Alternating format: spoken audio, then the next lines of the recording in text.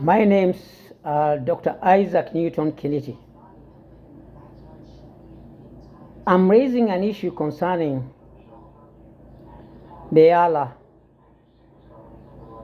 victims whose bodies were dumped at the river Yala. It is disturbing and very annoying to see the game that is being played by Honorable Fred Matiang'i. Fred Matiang'i is insisting that there should be a public inquest into the bodies that were dumped at the river Yala.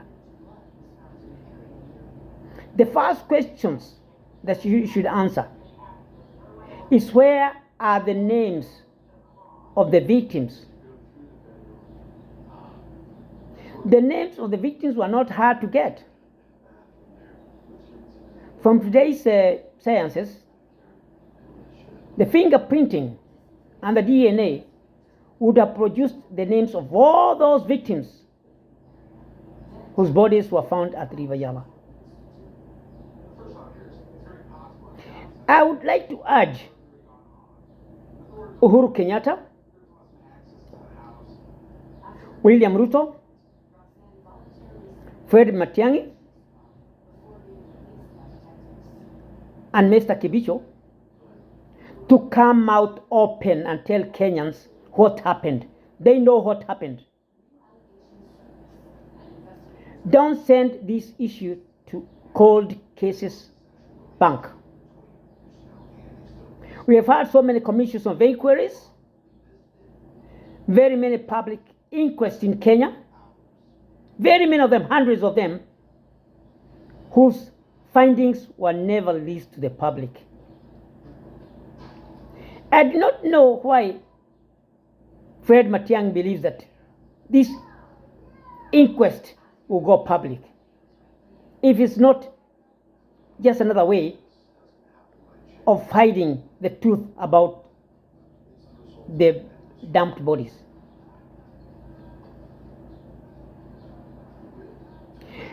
Uhuru Kenyatta was the president of Kenya at the time. William Ruto was his deputy at the time.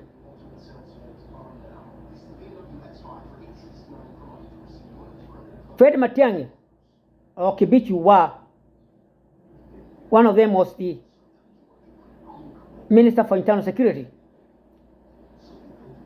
And whoever who was there and the one who took over from the one who was there, they are all able to tell Kenyans what happened to the bodies. Leave alone fooling Kenyans as if Kenyans are just other people from some places or from the Stone Age period. When you just tell them that it's impossible to know who those people are. I am sure the DCI did its work. It compiled the names of the victims and gave the names to the government, to those in authority in Kenya. And as usual, those in authority chose to hide the truth from Kenyans. Stop this issue of public inquest. This is buying time, lying to Kenyans, and blackmailing Kenyans into believing that this was a very hard issue to undertake and it was very difficult to undertake. Why didn't those in authority ask for assistance from abroad? And it's not even late. In America,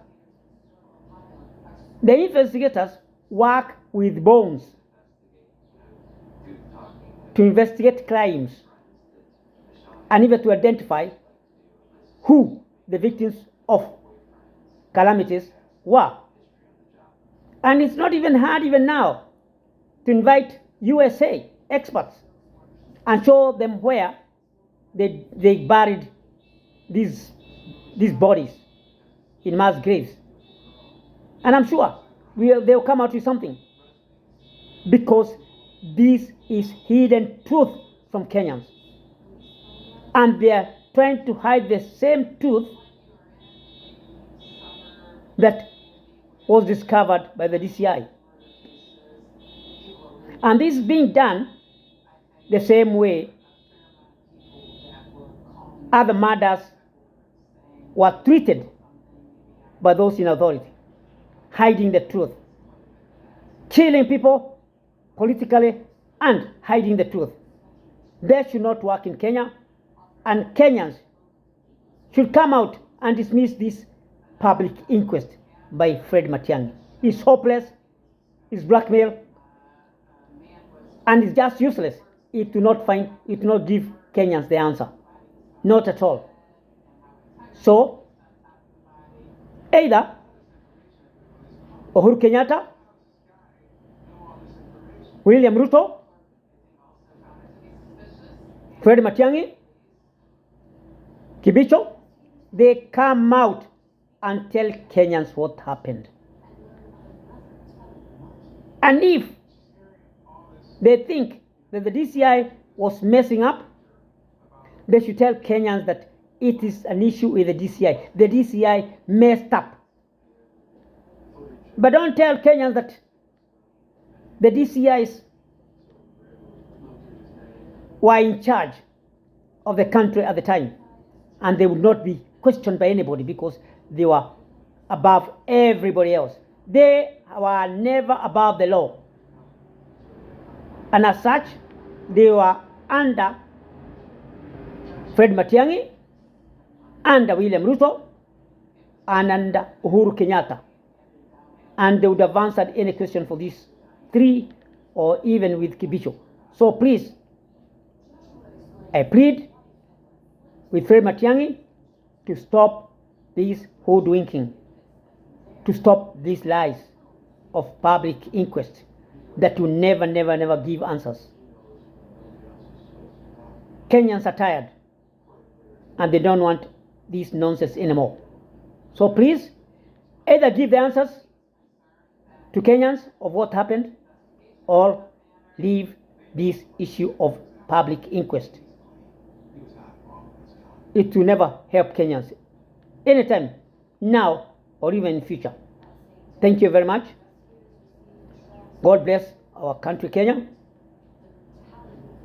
and God bless our Kenyan people. Thank you. Bye-bye.